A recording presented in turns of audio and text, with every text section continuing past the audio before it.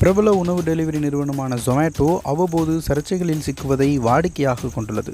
அந்த வகையில் முதலில் ஜொமேட்டோ டெலிவரி அதிகாரி ஒருவர் டெலிவரி செய்யவிருந்த பார்சல்களில் இருந்து உணவு சாப்பிடும் வீடியோ வைரலானது.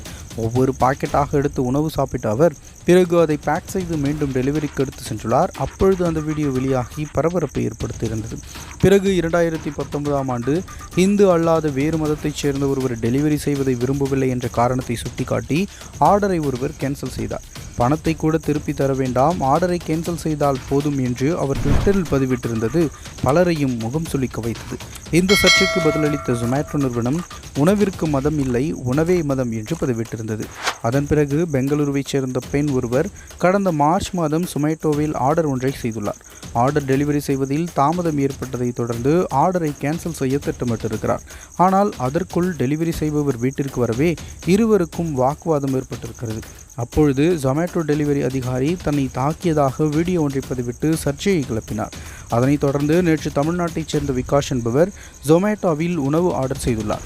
ஆனால் இவருக்கு முழுமையாக உணவு கிடைக்காமல் பாதி மட்டுமே வந்துள்ளது.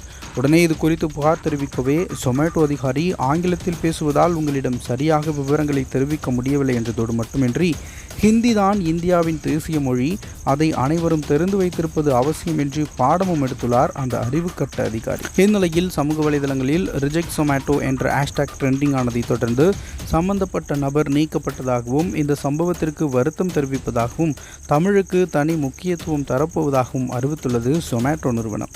இந்நிலையில் தற்பொழுது மீண்டும் ஒரு வீடியோ வெளியாகி வைரலாகி வருகிறது. அதாவது ஜொமேட்டோ ஊழியர் ஒருவர் உணவை வாடிக்கையாளர் வீட்டின் முன்பு தூக்கி எறியும் வீடியோ வெளியாகி அதிர்ச்சி ஏற்படுத்தியிருக்கிறது. இவர் மீது என்ன நடவடிக்கை எடுக்கப் போகின்றீர்கள் என்று பலரும் கேள்வி எழுப்பி வருகின்றனர்.